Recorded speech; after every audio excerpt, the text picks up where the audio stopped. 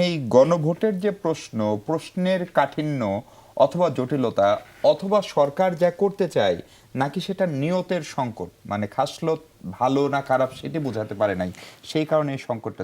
বিএনপিকে আসলে সিরিয়াসলি হ্যাঁ এর পক্ষে? আচ্ছা, আমি আপনার এই প্রশ্নের উত্তরটা দিব। বিএনপি হ্যাঁ এর পক্ষে না এর পক্ষে। আমি আগে একটু প্রশ্ন করতে চাই যে এনসিপি কি জুলাই সনদে স্বাক্ষর করেছিল কিনা আমরা কি জানি? আমি সহজ করে দিয়ে দিই, স্বাক্ষর করতে পারে নাই কারণ জুলাই সনদ বাস্তবায়নের প্রক্রিয়াটা ওখানে লেখা নাই। একটা লিগালি আনএনফোর্সেবল ডকুমেন্ট আমি আর প্রশ্ন জানতে চাচ্ছি না। এবং এইটার প্রতিবাদ করাতে না মানুষ মিসগাইডেড হবে, এটা প্রতিবাদ করাতে হবে না। আমি বলতেছি অধ্যাদেশ হয়েছে। কথা হচ্ছে কি যে যেই দলটি এখন পর্যন্ত যেই সনদের পক্ষে গণভোট হবে সেটার হ্যাঁ কিংবা না সেটার পক্ষে তারা দেখলাম যে ক্যারাভান গাড়ি তৈরি করেছে এবং সেটা নিয়ে তারা দেশব্যাপী প্রচারণায় নামছে হ্যাঁ বা না ভোটের পক্ষে, কিন্তু সেই দলটি এখন পর্যন্ত সেই সনদে স্বাক্ষর করে নাই।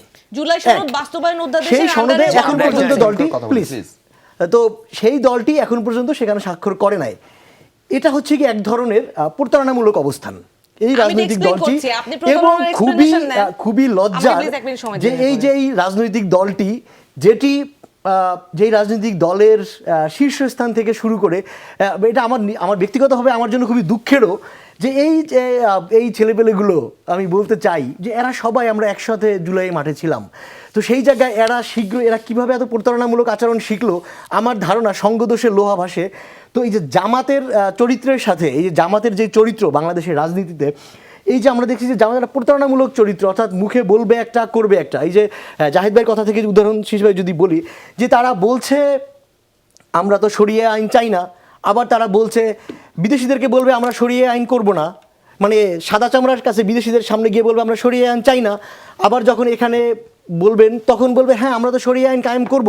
ভুরুঙ্গামারির একজন ধর্মপ্রাণ মুসল্লি তার সামনে বলবে হ্যাঁ বাবা আমরা তো শরিয়া আইন কায়েম করব, আমরা আল্লাহ ছাড়া কিছু বুঝি না।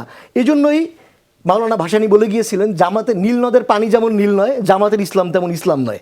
তো একইভাবে কথা হচ্ছে কি যে এনসিপি এবং জামাত এই দুইটা যে একসাথে মিলে গেল, এটার সাধারণ আমি এখন যেটা বুঝতে পারছি যে এই যে এনসিপি জুলাই সনদের পক্ষে হ্যাঁ কিংবা না এর পক্ষে নিজেরা সনদে স্বাক্ষর না করে সেটার প্রচারণা চালানো, এটা একই ধরনের একটা প্রতারণামূলক অবস্থান।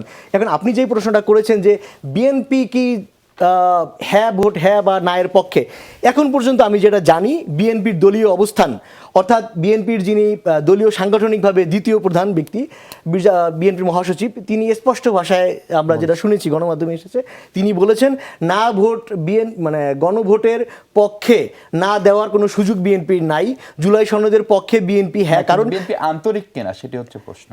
কারণ বিএনপি আন্তরিক, আমি এটা নিজে বিশ্বাস করতে চাই এই কারণে, দেখেন বাংলাদেশে যখন সংস্কার ধারণাটা যখন বাংলাদেশে ছিল না তখন 2016 সালে বিএনপি প্রথম বাংলাদেশের সংস্কার ধারণাটি সামনে এনেছিল।